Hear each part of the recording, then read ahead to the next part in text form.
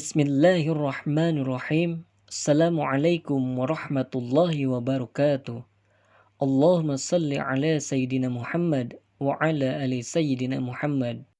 Demokrasi di Indonesia yang terwujud dalam penyelenggaraan pemilihan umum untuk memilih jabatan politik, legislatif maupun eksekutif sebenarnya mulai membuka sedikit ruang kedaulatan bagi rakyat.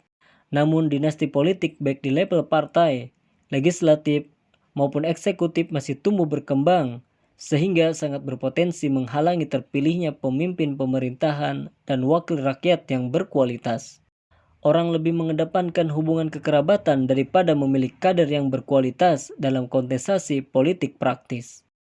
Berkaitan hal ini, Sayyidina Umar bin Khattab radhiyallahu anhu layak menjadi teladan anti dinasti politik bagi bangsa Indonesia.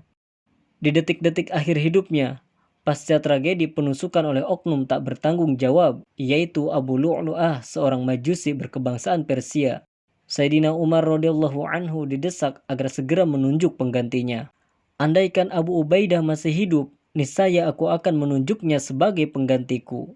Akan kukatakan kepada Tuhanku, bila ia menanyaiku karena menunjuk Abu Ubaidah, aku telah mendengar nabimu bersabda, Abu Ubaidah adalah aminul hazihil ummah, atau kepercayaan umat Islam.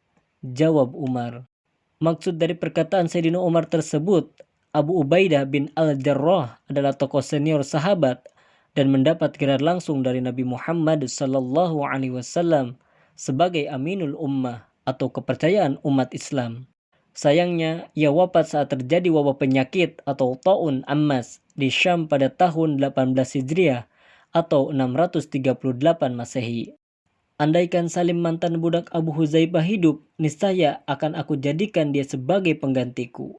Aku akan katakan kepada Tuhanku jika ia menanyaiku, sungguh Salim adalah orang yang sangat mencintai karena Allah Ta'ala. Maksud Sayyidina Umar, Salim adalah seorang keturunan Persia yang dahulunya seorang budak yang kemudian dimerdekakan oleh Sabitah, istri dari sahabat Abu Huzaifah bin Utbah.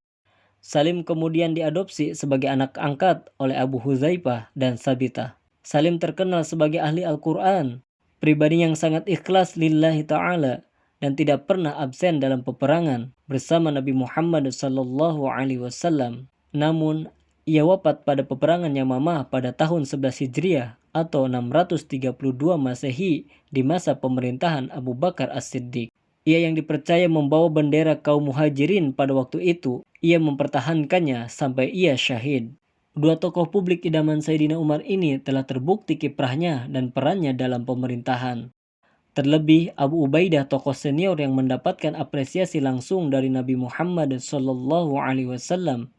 Sayang, keduanya sudah wafat mendahului Umar. Tak kehabisan akal, kolega Umar pun mengusulkan Abdullah, anak Sayyidina Umar sendiri. Salah seorang dari mereka memberanikan diri berterus terang kepada Umar. Aku tunjukkan kepadamu bagaimana kalau Abdullah bin Umar, usulnya. Tak terduga, Sayyidina Umar meresponnya dengan penuh kemarahan dan panjang lebar berkata, semoga Allah membunuhmu, demi Allah, aku tidak akan menghendaki hal ini. Celaka kamu, bagaimana mungkin aku menunjuk penggantiku orang yang tak mampu menceraikan istrinya? Kami sebenarnya tidak butuh mengurusi urusan kalian menjadi pemimpin pemerintahan. Kemudian aku memujinya dan menyenangkannya untuk salah seorang dari keluargaku.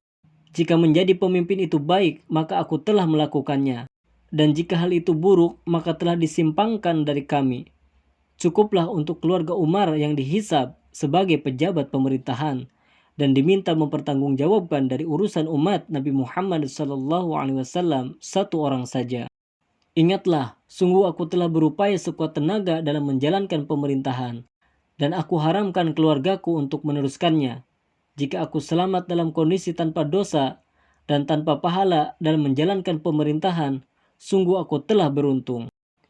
Lihatlah, jika aku menunjuk pengganti, maka sungguh telah ada orang, Abu Bakar, yang lebih baik daripada aku yang menunjuk pengganti.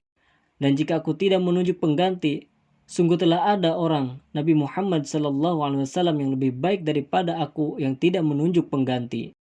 Sebagaimana kita ketahui, Nabi Muhammad SAW tidak menunjuk penggantinya untuk memimpin umat Islam. sementara Abu Bakar telah menunjuk Sayyidina Umar secara langsung. Keteladanan Sayyidina Umar bin Khattab yang enggan menggelar karpet merah untuk keluarganya dalam politik praktis menjadi teladan bagi bangsa Indonesia untuk mengedepankan meritokrasi sebagai sistem politik yang berdasarkan pada kemampuan dan prestasi, bukan pada hubungan kekerabatan atau kekeluargaan. Bagi Sayyidina Umar, orang yang layak menduduki tampuk kepemimpinan atau pejabat publik adalah orang-orang yang benar-benar memiliki kualitas, kapabilitas, dan prestasi dalam pemerintahan. Sayyidina Umar juga memberi keteladanan bahwa tidak semua anggota keluarganya harus terlibat dalam pemerintahan, sebab keterlibatan dalam pemerintahan bukan kebanggaan baginya, akan tetapi merupakan peran yang harus dipertanggungjawabkan di hadapan Tuhan.